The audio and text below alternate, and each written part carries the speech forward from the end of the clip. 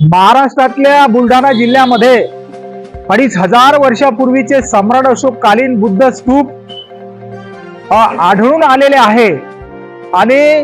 त्या बुद्ध स्तूपाचा विकास व्हावा, त्याचं जतन व्हावं,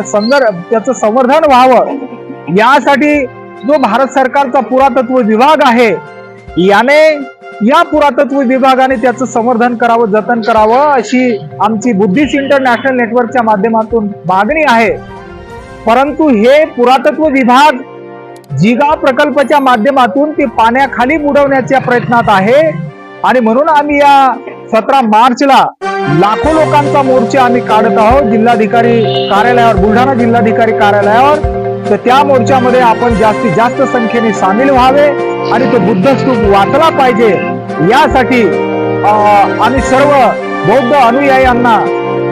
या ठिकाणी मी जाहीर आवाहन करतो।